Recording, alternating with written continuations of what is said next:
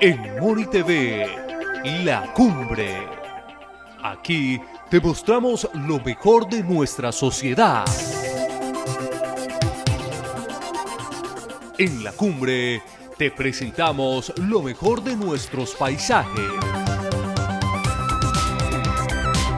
La Cumbre.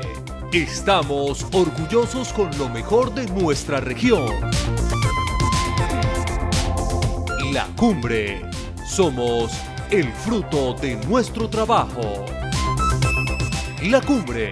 Solo aquí, en Moni TV, tu canal.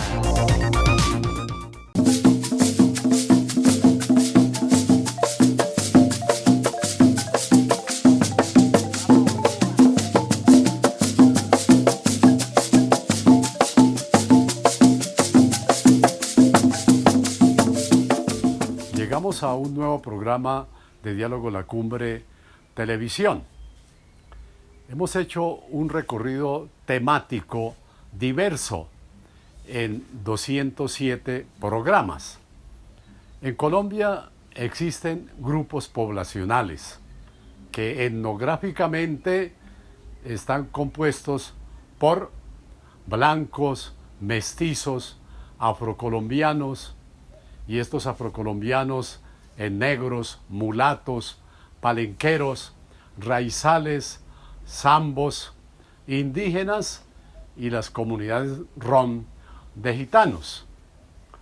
Para hoy en Diálogo La Cumbre Televisión hemos invitado a un representante e integrante de los afrodescendientes, Arturo Grueso Bonilla, quien quiere compartir la historia de los afrodescendientes en Colombia, su lugar de origen, cómo llegaron a estos territorios, cómo los denominan, cuáles son sus luchas, sus reivindicaciones y qué ha pasado en la pandemia y en este paro nacional que ocurre en nuestro país. Queremos darle entonces la bienvenida a Arturo Grueso Bonilla para que comparta con el auditorio de las provincias de Ricaurte en Boyacá y de Vélez en Santander todas sus concepciones, sus propuestas, sus ideales como comunidades negras.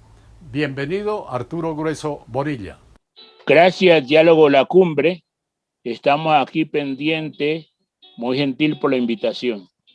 No, por el contrario, este programa de Diálogo en la Cumbre le agradece a don Arturo Grueso Bonilla por participar en este programa que va dirigido a dos provincias de esta región del centro del país, la provincia de Ricaurte en Boyacá y la provincia de Vélez en Santander. Pero además por ya las redes sociales, por Facebook, por Instagram, por las páginas web de la Asociación La Cumbre, que es la orientadora de este programa, y por YouTube llega a cualquier lugar del mundo. Para nuestros paisanos, para sus paisanos también, don Arturo Gruesa Bonilla, y reitero entonces los agradecimientos por vincularse a este programa de esta región. ¿Conoce usted la región de Moniquirá, Boyacá, don Arturo? Pues claro, Juvenal, yo el primer pueblo que conocí, inclusive en Colombia, Ajá. fue que yo me fui a Mongo a hacer unos procesos de alfabetización y pasé por Monguí. Ajá. Y cuando vi Monguí dije, este pueblo es hermoso. Y esa vez Monguí quedó como el mejor municipio de Colombia. Ah, y vino a Moniquirá. Moniquirá, Sí, Boyacá. y fui a Moniquirá también. O sea, exacto, pasó a Moniquirá, Boyacá. Los municipios de Boyacá me parecen extraordinarios. Son los municipios más bonitos que yo he encontrado en la geografía colombiana. Ah, bueno, eso tenemos pues que reconocerle a don Arturo, un visionario de la geografía nacional porque conoce mucho territorio colombiano. Quisiera hacerle una pregunta, Arturo. ¿Usted de qué pueblo de Colombia es? Juvenal, yo soy de Guapi, Cauca, soy de un pueblo, Guapi es un pueblo que queda a orillas del río y cerca al mar, o sea, es atravesado por dos aguas, por las aguas dulces del río y por las aguas saladas del mar. Eso hace que nosotros tengamos un ecosistema muy particular, muy rico, un ecosistema muy propio para los camarones, para los mariscos. De allá soy de ese pueblo musical por excelencia. Sí, allá hizo sus estudios primarios en Guapi. Yo estudié primaria en Guapi y hasta cuarto bachillerato. Y después que hice cuarto bachillerato, porque no había sino hasta ahí, me tocó irme a Mocoa, Putumayo, y allá terminé quinto y sexto bachillerato. De tiempo se hablaba de quinto y sexto. Ahora ya hablan es de 10 y 11. Sí, y tiene estudios universitarios, desde luego. Sí, Juvenal, yo pues estudié en la Universidad Pedagógica Nacional la licenciatura en Biología y Química. Ya en Biología lo conoció usted como un gran dirigente, un amigo entrañable. Yo siempre te admiré porque eras un dirigente muy coherente en las posturas y las cosas que había que defender. Y allá Ajá. hice la licenciatura en Biología y Química. Posteriormente me entré a los Andes a hacer una maestría en Biología. Y después terminé una maestría de Filosofía en la Universidad Inca de Colombia. En la Universidad Inca de Colombia, pues nos volvimos a encontrar porque, Arturo, también soy licenciado de Biología en la Universidad Pedagógica Nacional, donde también lo conocí muy activo en esa universidad. No solamente en la academia, porque por ahí el 10% solamente asistía a clases. Y el resto a otras actividades no muy santas, dicen, no muy No, santas. no muy santa. Andábamos en el proyecto de construir una universidad paralela a la que teníamos. Sí, bueno, y también, Arturo, hice el magíster en filosofía en la Universidad Inca de Colombia. Sí, sí, nosotros hemos tenido mucha coincidencia porque nos encontramos en la Universidad Pedagógica, después nos vimos en la Universidad Inca de Colombia y ahora nos volvemos a encontrar aquí en la cumbre, en el Aquí diálogo en de la la, cumbre, ¿no? ¿sí? ¿Cómo le parece eso? Eso quiere decir que andamos por buenos caminos, por buenos pasos. Sí, claro, el destino siempre nos une Exacto. y Bueno, siempre nos une en la idea de poder construir algo nuevo, algo agradable para la sociedad colombiana. para la sociedad. Arturo, volviendo a Guapi, a su pueblo natal, por lo que uno ha conocido también de historia, de geografía, sabe que Guapi tiene una tradición cultural muy antiquísima, ¿no? Allí en esa región del Pacífico y como usted lo anotaba con el río Guapi de aguas dulces. ¿Cómo es esa cultura de Guapi, Arturo? Pues la cultura en Guapi es una cultura muy musical, como te decía, una cultura donde se vive un aspecto que ha sido fundamental en nosotros, la familia extensa.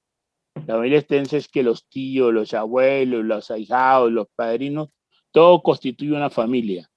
Y esa también somos pescadores, agricultores, y pues es una cultura muy rica en aspectos, por ejemplo, tenemos muy buenos poetas.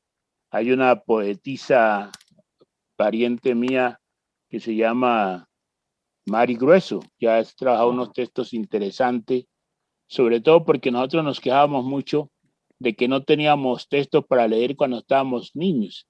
Nos tocaba Sí. leer los textos que nos imponían. Yo recuerdo que yo aprendí a leer en una cartilla que decía: vuela carro por las bellas carreteras que la gente ya te espera. Y ahora yo digo, pero ni había carretera, ni había carros. Entonces, ¿qué me están enseñando? Estaba por fuera de un contexto. Ahora entonces ha entrado Mari Grueso con un texto muy bonito sobre las muñecas negras, reclamando también los juguetes, porque una niña pensaba que no había muñecas negras y la mamá había dicho que no había posibilidad de construir muñecas negras. Entonces Mari pone en el discurso una cosa bastante interesante, me parece a mí, es empezar a leer desde los contextos, ¿no? El contexto donde se vive, regional. Sí, claro. Bueno, allí también hay riqueza musical. ¿Cuáles son los instrumentos que tocan allí, la conformación de los grupos? Para mí, yo creo que es de los pueblos más ricos en musical que hay en Colombia, porque recuerdo que cuando dicen que van a hacer petróleo y van a hacer concursos, Sí. Estos músicos se reúnen 3 meses antes y constituyen 40 grupos. En un pueblo que no pasa de 20.000 habitantes, llega a constituir 40 grupos musicales, No, porque ellos, extraordinario. es extraordinario, y la música les gusta a la gente, le llega a la gente. Tienen instrumentos como la marimba, que es un instrumento propio traído de África por mis ancestros, pero también entonces han incorporado otros instrumentos. Tienen el bombo, tienen el cununo, el guasá.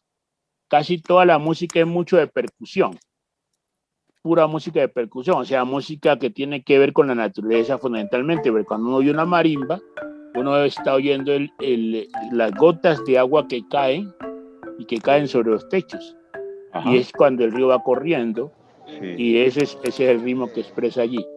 Y Su- hemos incorporado otros instrumentos que no son propios del mundo africano, pero que lo hemos incorporado a nuestro propio ritmo. Por ejemplo, el clarinete, hemos incorporado también, inclusive la guitarra. Son instrumentos que hemos incorporado en nuestra cultura muy significativo por ser Alrededor de la música. Ahora, por el alrededor de la lado música. de la gastronomía, pues uno dice que estando cerca al mar, pues seguramente hay pesca y ese son uno de los de las variedades que degustarán en esas viandas muy ricas que las abuelas históricamente habrán cocinado allí para su familia. Claro, nosotros somos muy ricos en preparar comidas marinas, mariscos sobre todo. Y yo recuerdo cuando yo llegué a Bogotá en 1971 y encontrar un restaurante de comida del Pacífico, comida de mariscos, pescado, era muy difícil. Y Sí, hoy, yo digo, en todos los barrios de Bogotá por lo menos hay 2 y hasta 3 restaurantes de comida del Pacífico. Inclusive yo dije, hemos hecho una revolución porque esa comida no se comía allá y hemos hecho una revolución en la medida en que esa comida, comer es una decisión política, ajá, soberana. Y sí, entonces dijimos aquí hay que comer pescado, hay que comer piango, hay que comer almeja, hay que comer pescados de esos finos que nosotros comemos y lo hemos sabido preparar en nuestra región y lo hemos llevado también a otras regiones. O sea, eso hace que el territorio nosotros lo construimos, pero parecemos un caracol. Donde bajamos, llevamos la casa que ajá, ahí va. tengamos. Ahora, y esa comida nos consta, ¿no? Que es muy exquisita. En Bogotá, en esos restaurantes del Pacífico, con esa atención además, el arroz con coco y la variedad de pescados de origen marino, ¿no? Porque hay pescados pues Sí, de agua dulce, el claro. río Magdalena, del río Guaviare, etcétera, pero ese es traído desde el Pacífico. Y de otra parte, allá en Guapi hay festivales eh, culturales, digamos, artísticos en el año. Hay una agenda de festivales en Guapi. Sí, en Guapi hay unos festivales muy hermosos. En este momento están metiéndole mucho a un festival que le llaman el Naidí, Festival del Naidí, que es una fruta propia del Pacífico, que es muy agradable, que inclusive le dan muchas propiedades, le atribuyen propiedades, y ese le llaman el Festival del Naidí, que dura 3 días con sus respectivas noches. Pues la Ajá, gente que se mete en Naidí, como el Naidí te da la posibilidad de que te da mucha energía, que te puedes bailar y disfrutar 3 días y 3 noches, y cuando te vas a tu casa vas todo totalmente distensionado. Es una situación bastante agradable. También se juega hay un evento que se llama Los Matachines, que ajá, se llaman Los Santos Inocentes. sí. Se juega especialmente el 28 de diciembre y es también como un festival, porque es el Festival del Agua, el Festival de la Harina, el Festival de todo, todo es un festival de rumbas y de comidas. Eso serían, y hay otras fiestas como las fiestas patronales, por ejemplo la fiesta de la Inmaculada Concepción que se hace el 8 con las velitas, se Sí, hace esa fiesta muy interesante, como también es diciembre. Nosotros hacemos casi todas las fiestas que tienen el almanaque cristiano, lo que pasa es que hacemos nuestra fiesta a nuestra manera, le de la manera. incorporamos el sabor del sabor de nuestros orígenes africanos. Y el O sea, ritmo. el ritmo y los colores. Los O sea, colores, sí. uno ve como que hay otro mensaje allí, un mensaje más vivo. Yo llego aquí a Bogotá y es un mensaje gris, negro, oscuro, pero yo voy a mi pueblo y es un mensaje de múltiples colores, son rojos, amarillos, verdes, Todo un arco iris. Y todo un ahí arco iris. el 7 de diciembre también hay una fiesta por el río, hacen allá, Esa es la fiesta que hacemos que le llamamos las balsadas, porque se supone balsadas. que la Virgen está al otro lado del río y hay que irla a traer. Ajá. Entonces los barcos van a traer a la Virgen y al traerla la traen con sus cununos, con sus guasá, con sus bombos, con su música, y van bailando en esas canoas.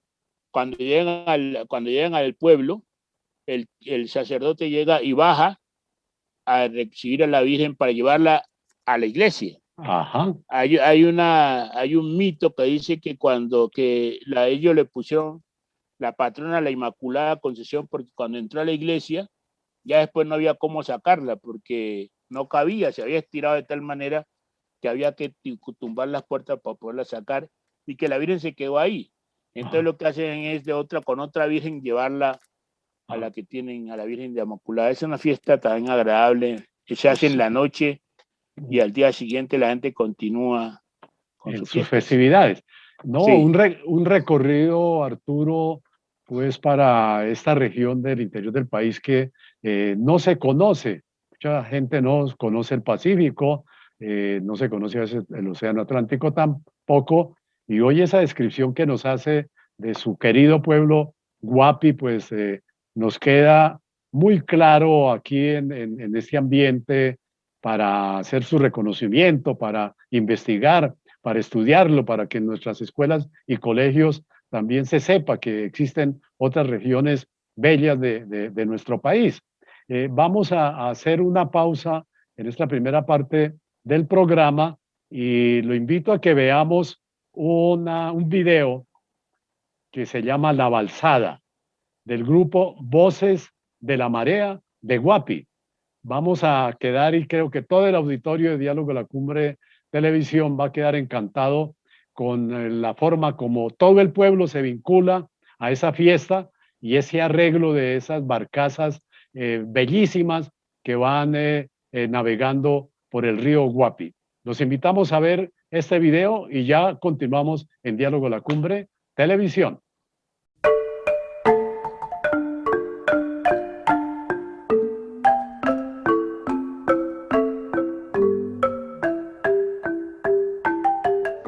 Un, dos, tres.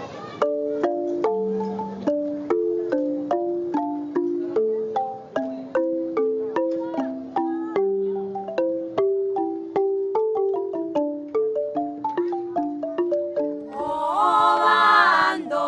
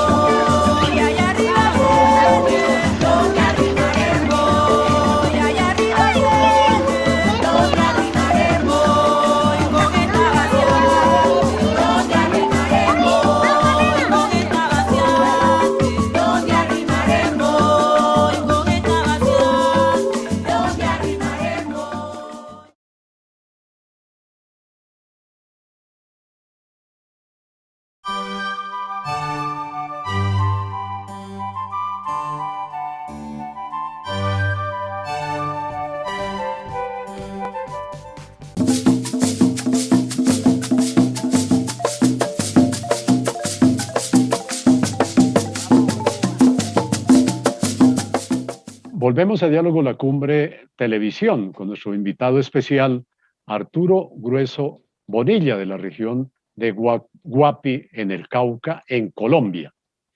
Bueno, como todo el auditorio está observando, estamos compartiendo este diálogo con Arturo Grueso Bonilla, que es de raza negra.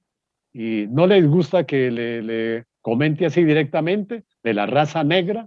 No, no me disgusta, pero digamos, hay muchas cosas por aclarar, ¿no? O sea, Ajá. nosotros primero Sí, no llegamos aquí porque nos gustó América, a nosotros sí, nos trajeron en forma de secuestro, sí, sometidos al proceso de esclavización.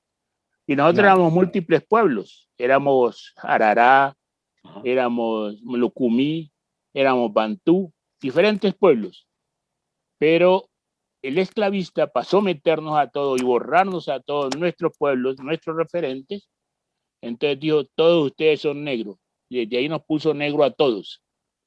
Y no contento con eso, nos quitó nuestra religión, nos quitó nuestra lengua, a la familia la separaron, a los hijos los separaron unos de otros. Los sitios de rescisión fundamentalmente fueron Bahía en Brasil y Bahía, aquí, sí, y Bahía, sí, aquí Salvador de Bahía, Salvador de Bahía en Brasil. donde llegaron Y, trajeron muchos negros esclavos, ¿no es muchos, cierto? sí, muchos esclavizados Sí, y también, digamos, Cartagena. Se calcula que más o menos todo ese tránsito de someter implicó más o menos 1 millón de seres humanos sometidos a procesos de esclavización. sí, Muchos de ellos efectivamente quedaron en el mar porque claro. la gente venía en esos barcos eran muy frágiles, pero también venía la gente resistiéndose. La gente se negaba a venir. Y entonces, como los tenían encerrados, muchos de ellos lo que hicieron fue amarrarse la lengua y tirarse al mar, porque ellos decían, no, no tenemos por qué ir hasta allá. Ya cuando llegamos, cuando nos trajeron aquí, nos sometieron y nos quisieron borrar, entonces nos llevaron a distintos sitios, porque la historia de Colombia ha sido mal contada y esta parte de la historia no ha sido bien contada. Mal contada porque uno dice, la han contado siempre, el esclavista la contó. Eso es lo que dicen los africanos. Una cosa es la historia que cuenta el cazador y otra historia contaría el elefante. Bueno, y Nosotros, entonces, Arturo, y entonces ahí les han dado a las comunidades negras unas caracterizaciones y unas denominaciones que son afrodescendientes, que son afrocolombianos, que son negritudes, que son comunidades negras. ¿Cómo? Aclárenos, por favor, toda sí, esa clasificación. claro, es que inicialmente nos dijo el esclavista, ustedes son negros, pero nosotros en la década del 60 empezamos a hacer una reflexión y dijimos, no pueden ser llamados negros porque pues negro se le atribuye todo lo malo, la suerte negra, el día negro, la lista negra.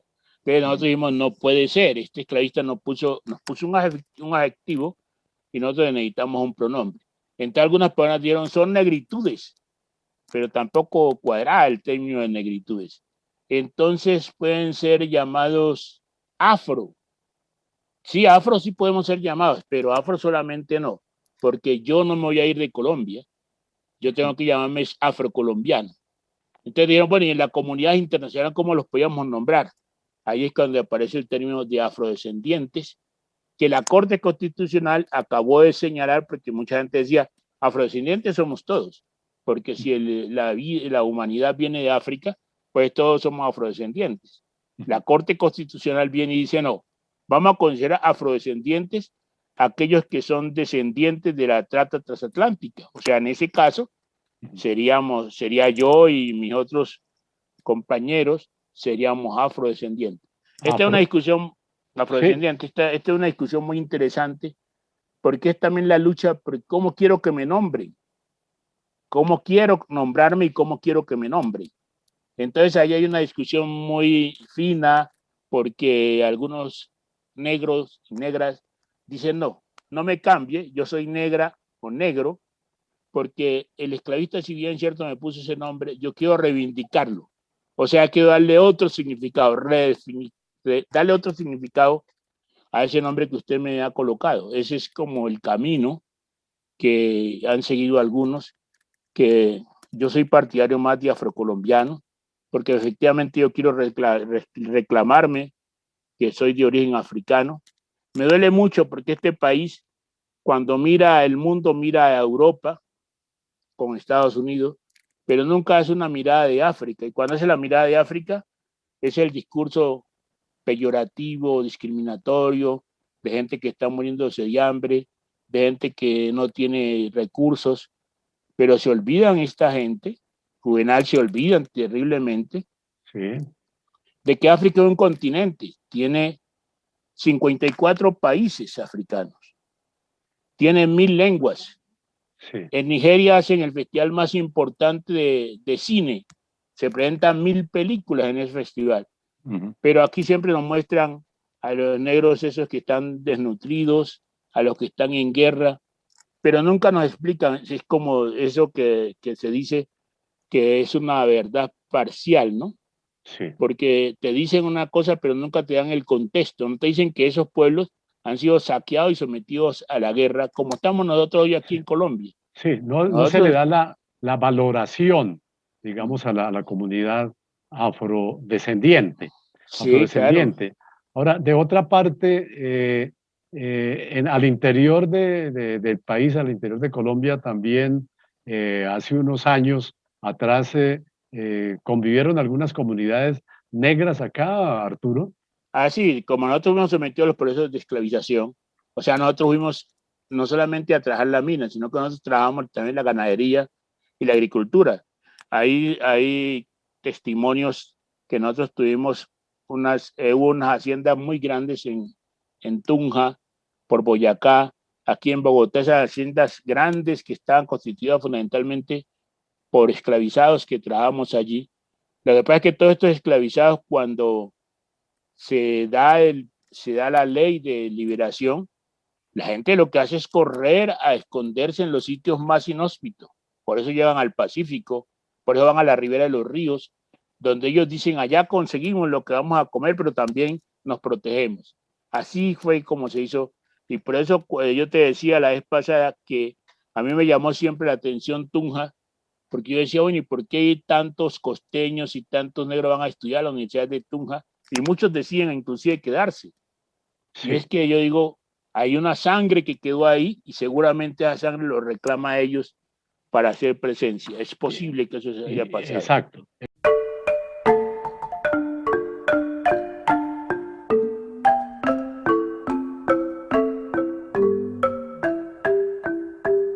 Eso como hipótesis. Sí, Y esos negros después se desplazan y hoy, ¿dónde se ubican? Tenemos algunas poblaciones, sí, como pueblos. claro, estos se desplazan especialmente, unos se quedan en el norte porque los que están en el norte los que están en el norte del Cauca, que están hoy en el norte del Cauca, esos pueblos eran mineros, entonces cuando se liberan lo que hacen es liberarse de la minería, pero ellos se quedan allí. Ujú, Otros, los que ujú. van para el Pacífico, son aquellos que dicen, vamos a retirarnos porque el esclavista no puede volver a coger, vámonos de aquí, vámonos lo más lejos posible, y por eso van a aparecer en esos territorios lejos, muy lejos. Por ejemplo, uno habla de Guapi y la gente le dice, bueno, ¿y eso dónde queda? Y efectivamente, si uno quisiera caminarlo, le queda siempre a distancia. Lo mismo Lejísimos. pasó con la costa atlántica, la gente se enrocheló y así aparecen pueblos tanto en la ribera de los ríos como en el centro, pero son pueblos de negros que se fueron afrocolombianos que fueron buscando construir su propio territorio. La desgracia más grande es que mientras nosotros estábamos haciendo el esfuerzo por construir esos territorios, por vivir allá, la élite bogotana decía, allá es que pueden vivir los negros, no los territorios inhóspitos. Aislarlos, Pero pues. sí, que vayan allá, aislarlos, ya, la misma lógica que han hecho ahora. Váyanse ustedes allá y decían aquí con una ironía terrible, si ustedes se van allá, domestican esos territorios, nosotros después vamos por esos territorios. Y de hecho, eso es lo que ha pasado. Sí. Hoy, el, Y se llega también hasta Nariño, también hay comunidades negras de allí, o claro, Tumaco antes. en Tumaco, por ejemplo, Nariño tiene 12 municipios de comunidades negras en el Pacífico. Nariño es de los departamentos que más más comunidad negra tiene actualmente si nos referimos a los municipios. ¿Qué relación las comunidades negras de antaño, de 1810, cuando cruzó por allá Simón Bolívar, de pronto que a liberar a Ecuador y a Perú y a Bolivia? ¿Qué relación hubo ahí en esos territorios con Bolívar? En esos territorios, sobre todo en el norte del Cauca, en la parte del Patía, hubo unos negros que se levantaron contra Bolívar, porque estos negros dijeron, eso que está diciendo Bolívar de independencia no nos cobija a nosotros, no estamos ahí nosotros. Entendieron que lo que Bolívar quería hacer era sacar a los españoles del poder, pero quedarse ellos en el poder, los criollos blancos, quedarse en el poder. Por eso ellos se enfrentaron, los macheteros se enfrentaron a ellos, como lo hizo también Agualongo cuando Bolívar fue a tratar de tomarse Nariño.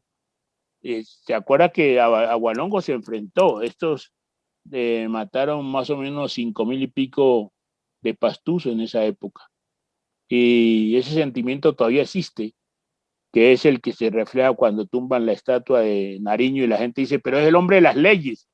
Pero no se olvidan que el hombre de las leyes, que el hombre había también llevado a la gente al precipicio, a la guerra, había desconocido a los pueblos pastusos. Inclusive que ahí se inventaron esa tal narrativa que dice que los pastusos son brutos. Ahí nace esa narrativa. Todo lo contrario, muy inteligentes. Claro, con un humor fantástico, ¿no?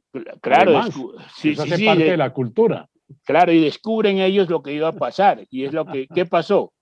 Se montaron los blancos mestizos, los blancos se montaron en el poder, los blancos descendientes de españoles, ¿no es cierto? Y no han tenido aquí sometidos durante más de 200 años. Bueno, parte de la historia, Arturo, que en este segundo fragmento de Diálogo La Cumbre de Televisión, pues nos refresca ese transcurrir de una versión muy cercana a la realidad con el tratamiento hacia los afrodescendientes, ¿no? Que para el caso de estas regiones, pues son a veces casi totalmente desconocidos como comunidades y alrededor de sus mismos derechos. Vamos a hacer una segunda pausa y ya continuamos en Diálogo La Cumbre Televisión.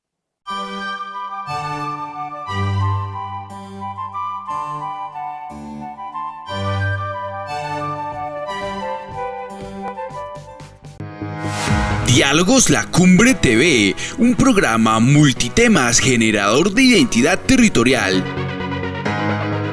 Véalo por nuestro canal Moni TV martes a las 8 a.m. y 5 p.m. con repetición los domingos a las 8 a.m. y a las 5 p.m.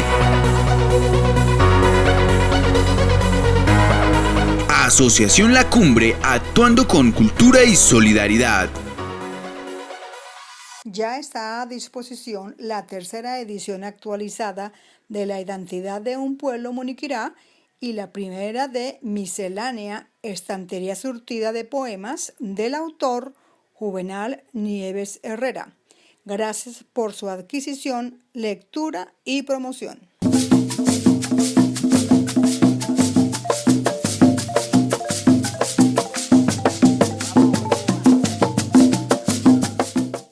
Regresamos a Diálogo La Cumbre Televisión.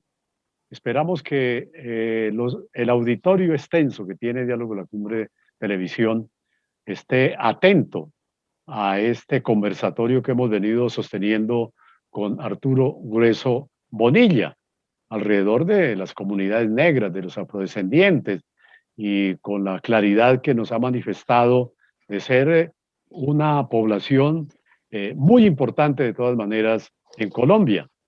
Y una pregunta que surge, que siempre está en el ambiente, ¿no? Para los que queremos saber de la existencia de todas las comunidades indígenas, las comunidades de jóvenes, las comunidades LGTBI, las mujeres también, los afrodescendientes, ¿qué luchas y reivindicaciones han venido teniendo en este país, Arturo?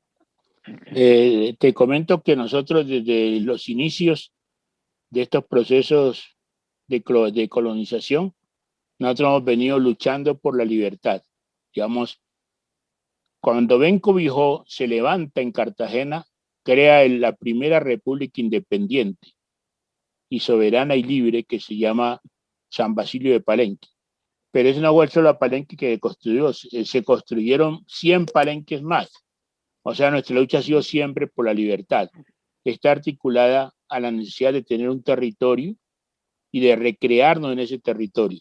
Esa ha sido la lucha ancestral que nos ha acompañado siempre. Ya, digamos, en este proceso, ya algunas reivindicaciones que hemos venido levantando, pero fundamentalmente recuerdo que un profesor de historia en la universidad decía, bueno, ¿y qué hay? ¿Y cuál es el aporte de los negros? Yo le dije, profesor, el aporte más importante de nosotros ha sido el grito de libertad, porque en últimas los que estábamos interesados en la libertad éramos nosotros, porque nosotros teníamos era cadena, no teníamos nada más. Los indígenas estaban rebeldizados y estaban defendiendo sus territorios, estaban en una lucha de resistencia. Los campesinos también en su lucha de resistencia.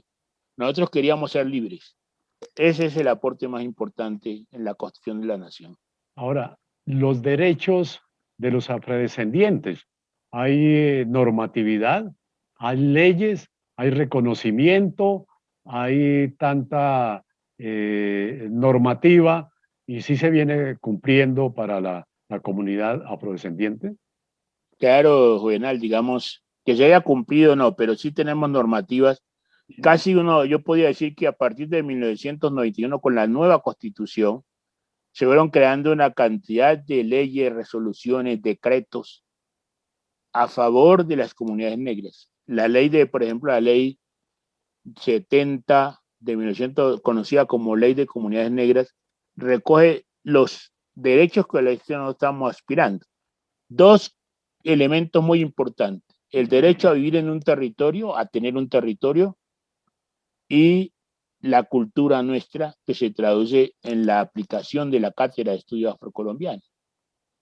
Eso lo recoge la Ley 70, que llamamos Ley de Comunidades Negras. Pero no te vayas a sorprender que esa ley, tan importante para nosotros, solamente se ha desarrollado un 25% y ya llevamos más de 25 años en eso. Y así también la Corte ha producido cantidades de autos. La comunidad internacional ha desplegado una batería muy significativa jurídica a favor de los pueblos negros, por ejemplo, la OIT, el 169, que nos da la posibilidad de nosotros orientarnos por nuestras propias culturas. También apareció en esa reglamentación la consulta previa, que es que si van a intervenir en mi territorio, pues me pregunten por lo menos qué van a hacer. La consulta previa la han venido virlando. Los dirigentes dicen que nosotros nos oponemos al desarrollo, porque ellos tienen una idea del desarrollo. Y entonces los pueblos tienen otra idea: ¿qué es el desarrollo para los pueblos? Y eso que ellos están trazando como desarrollo no favorece a los pueblos, y es un derecho inherente a la consulta previa. Y así tenemos una batería enorme de leyes, de resoluciones, de eventos internacionales que protegen a estos pueblos, pero de ellos muy poco se cumple. Pues para decirte que la ley emblema de nosotros, la ley de 70, hasta ahora lleva el 25% en su desarrollo. Bueno, y de esa ley 70, ¿cuál es el aspecto que se ha negado totalmente y por lo cual toda la población negra sigue luchando? El aspecto más importante es el derecho a tener un territorio. Entonces dijeron, vamos a tener territorios colectivos, pero entonces el Estado dice, esos colectivos requiere que nosotros produzcamos una legalización, o sea, los legalicemos. Legalicemos la tierra que ellos han tenido antes, o sea, mis antepasados han tenido sus tierras. Entonces ahora le dijeron, no, esas tierras vamos a transformarlas en territorios colectivos, van a estar bajo el mando, bajo la jurisdicción de un consejo comunitario, y nosotros le vamos a dar la resolución de su existencia. Pues te digo, Juvenal, que solamente el 5% hoy tiene reconocimiento jurídico. O sea, todos los demás no tienen reconocimiento jurídico. Por lo tanto, digo, hay una burla a nuestras comunidades. Y si te hablo, por ejemplo, de la Cátedra de Estudios Afrocolombianos, que en la ley del Magisterio, la Ley General de Educación, ahí aparece también la preocupación por la etnoeducación. Ajá, la ¿Sí? educación. Como un capítulo ahí importante, que recuerdo que estuvimos en esas discusiones diciendo que necesitábamos un proceso de etnoeducación y ahí apareció. Pero todo eso que apareció no va acompañado de los dientes que debe tener. ¿Cuáles son los dientes? El presupuesto. ¿Cuál es el presupuesto? ¿Cuáles son los maestros formados para eso? Hoy nosotros nos dicen, hay que hacer la cátedra de estudios afrocolombianos y nos encontramos con una tristeza. Los licenciados nuestros no lo forman en el reconocimiento del mundo africano y de los negros. Yo creo que cuando estuvimos en la universidad yo no vi ninguna cátedra de África, pero sí vi Grecia y Roma. Ajá. Sí, digamos, uno dice, pero ¿cómo es posible que si hay una población descendientes de africanos, no haya una mirada en la universidad del mundo africano? Quien ha estudiado sociales me decía, yo vi un solo semestre, vi África. Es increíble. Entonces tenemos una carencia allí de maestros formados, pero tampoco hay voluntad política en el Estado para habilitar una estructura que diga que es necesario aplicar una cátedra de estudios afrocolombianos. Esa cátedra no es un capricho, es que la Constitución colombiana ha dicho que somos un país pluriétnico y multicultural. Si lo somos, tocaría reconocer, la escuela debía reconocer también. La escuela debía reconocer esos sujetos, a los negros, a los indígenas, a los afros, a los raizales, a los ron. Todos esos debían de hacer presencia en la escuela, presencia real, ¿no es cierto?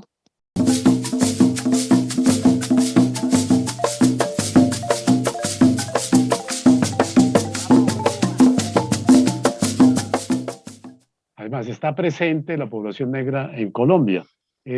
¿Cuántos son los habitantes negros que hay en Colombia? Porque se hablan como de comunidades minoritarias, ¿no?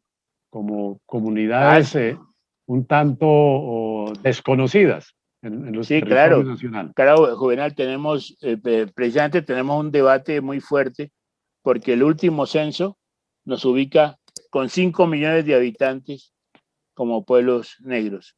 Y ese censo quedó mal hecho, intencionalmente, porque una de las formas de discriminarlo a uno es ubicarlo como minoría. Ah, ustedes son minorías. O sea, las mujeres son minoría y las mujeres son el 52% de la población, pero son consideradas como minorías. Y así Bueno, sucesivamente. y entonces a las comunidades negras, pues se escucha en los Estados Unidos que hay racismo, ¿no? Que ya se desconoce. Entonces Martin Luther King le tocó pues liberar una lucha grande para el reconocimiento de los afroamericanos allá, ¿no? Desconocen también Sí. pues a los demás pobladores de la América Central y de Sudamérica. En Colombia, ¿usted considera que hay racismo? En Colombia el racismo es evidente, puesto que la sociedad se construye como sociedad piramidal. Y en la pirámide, en lo alto de la pirámide, están los hombres blancos, además es patriarcal, porque están los hombres blancos de ojos azules, Ajá. y en esa pirámide están los dirigentes. Cuando tú empiezas a bajar de la pirámide, es que vas encontrando los más oscuros, hasta encontrar los indígenas y los negros. Esa es una forma de organizar una sociedad discriminatoria como la que vimos en Colombia, que muchas veces uno oye a los dirigentes nuestros decir, es que aquí no hay racismo, no se preocupen por eso, que aquí no hay racismo. Pues claro que lo hay, cuando han sometido a una población a vivir en los suburbios, en las partes marginales de Colombia. Yo le decía a un amigo, hombre, si usted quiere hacer un ejercicio, quiere encontrar los negros, los afrocolombianos en este país, diga cuáles son los sitios de mayor pobreza. Y allá estamos nosotros. O sea, si usted llega aquí a Bogotá y dice, bueno, ¿cuáles son los sitios de mayor pobreza? allá los va a encontrar. O sea, no tienes por qué buscar una brújula. Eso es una forma de discriminación, sin dejar de por medio pues todo eso simbólico que es discriminación también. Por ejemplo, existe aquí en Bogotá una universidad que se llama Universidad Francisco, Universidad del Sabio Caldas. Ajá. Y ese Sabio Caldas fue el que dijo que nosotros teníamos una cabeza muy pequeña, un cerebro muy pequeño, que podíamos vivir en los territorios inhóspitos de allá. Era un hombre eminentemente racista, como también era López de Vega, como también era Laureano Gómez. Recuerde que Laureano Gómez dijo que la sociedad colombiana tenía un problema muy serio, y era que los colombianos se habían formado con la sangre de los negros, que eran unos perezosos, y con la sangre de los indígenas, que eran unos borrachines. Y Ya. entonces él propuso un proyecto, cómo cambiar esa sangre. Y lo propuso y lo llevó a cabo en cierta medida, porque fueron a Europa Central, a traer Europa Central para que borrara esa sangre que hacía que los colombianos fuéramos perezosos y borrachines. Sí, y a pesar de toda esa estigmatización con las comunidades negras, siguen haciéndole aportes a este país. ¿En qué aspectos qué aspectos destacaría que la comunidad negra pues colabora, digamos, con el desarrollo del país en el aspecto cultural, social, económico, educativo? Pues en el aspecto económico, te digo, nosotros somos los que construimos el puerto de Buenaventura. Fueron con los brazos de los negros que venían de los ríos que construyeron ese puerto de Buenaventura. Los ingenios que están en el valle fueron construidos con los brazos de los negros. Nosotros hemos hecho un aporte enorme en economía. Y en cultura, ni se diga, pues nosotros hemos aportado esa música alegre, esa música que son los arrullos, que son los currulaos. Toda esa música la hemos prestado nosotros con un sentido. No conozco, todos los ritmos tienen que tener de alguna manera la percusión, y esa percusión es el aporte que nosotros hemos venido haciendo a la música. Cuando la gente canta vallenato, encuentra que en el vallenato están los tambores, que es el aporte que estamos haciendo ahí en la construcción. Pero especial también en la cocina, yo creo que nosotros hemos hecho un aporte de la cocina muy importante. Y por ejemplo, hoy Bogotá es considerada como un sitio para para los Gastronomía turismos internacional. de gastronomía internacional, y lo que han hecho que es hacer fusiones. Yo conozco un poco restaurantes aquí que lo que hacen son fusiones entre la comida clásica y los aportes de los negros. Aquí incorporaron el coco, incorporaron el ají, han incorporado también la chihuahua, ha incorporado cantidades de hierbas que nosotros usamos en nuestras comidas. O sea, Y en el también, deporte, en el deporte uno se pone a ver los partidos, por ejemplo, de los equipos colombianos. Y uno, si no le dicen que está en Colombia, todos son negros, uno dice, pues estamos en África. Yo sé, porque todos son negros. Y me ponía a ver, inclusive las selecciones, cuando juegan, uno dice, pero es que la mayoría son negros los que están allí. Tenemos un ADN, digamos, muy importante, y es que el ADN y el gusto por el fútbol nos lleva a que busquemos esa alternativa. Bueno, y también la carencia, ¿no? y todos O sea, esos deportistas que han surgido, digamos, de los barrios, de jugar el fútbol en la playa, sin el apoyo, digamos, del Ministerio del Deporte, sin el apoyo estatal para la creación de escuelas deportivas, y los atletas negros que son también con esa fortaleza que tienen, sin apoyo estatal. sí, sí, claro. Claro, ahí el problema que tenemos en la comunidad es que ellos sobresalen como individuos, pero no sobresalen como colectivo de comunidad. Ajá, ajá. El día que nosotros tengamos la posibilidad que nuestros deportistas se sintieran como parte de ese colectivo, esto sería otro país. O sea, nosotros hemos hecho esos aportes. Bueno, en la ciencia, pues hay que reconocer, tenemos un hombre enorme que se llama Raúl Cuero en la NASA, que ha hecho un aporte significativo, porque ha venido tratando de averiguar la presencia de la vida en Marte. Y ha Este hecho nuevo recorrido que estamos haciendo por la comunidad afrodescendiente, para que nuestros pueblos de las dos provincias de Ricaurte y de Vélez, del departamento de Boyacá y de Santander, pues hagan su reconocimiento, no generen estigmatización, apoyen la lucha de estas comunidades. Vamos a hacer, Arturo, un tercer alto en este programa de Diálogo de la Cumbre Televisión y ya volvemos a la última parte, a la parte final del programa. Bueno, gracias.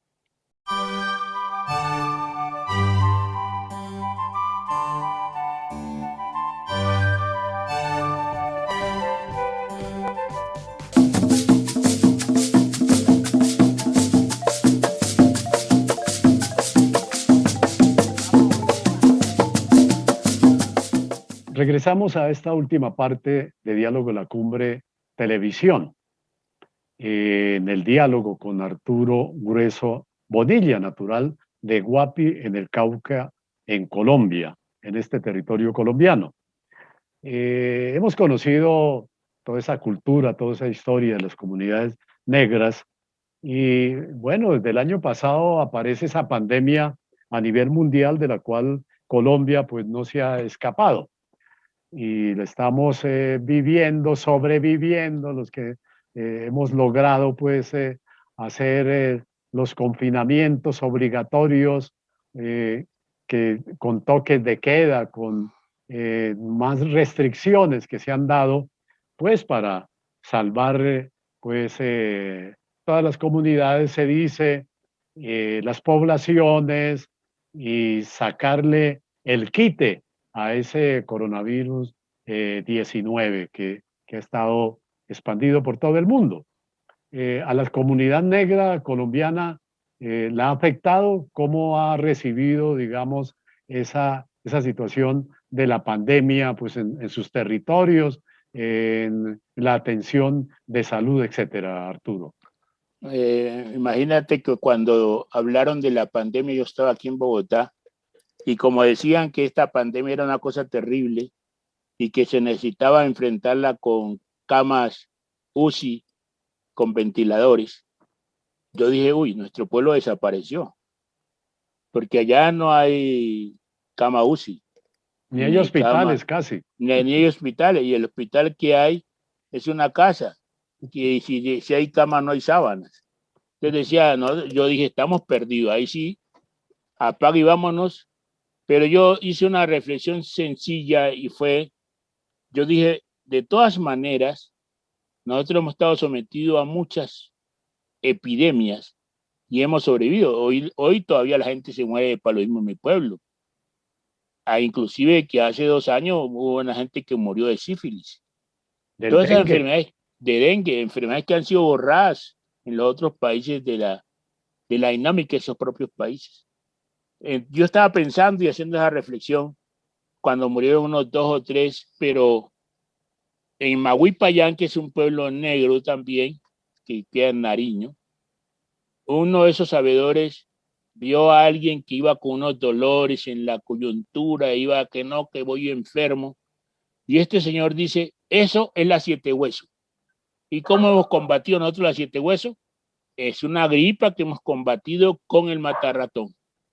Entonces vamos a darle matarratón, que tome matarratón, que haga vaporización de matarratón, que se bañe con matarratón. Y pues eso es el centro que empezó a distribuirse por todo el Pacífico para mantener a la gente con la salud bien. Y la gente empezó a curarse.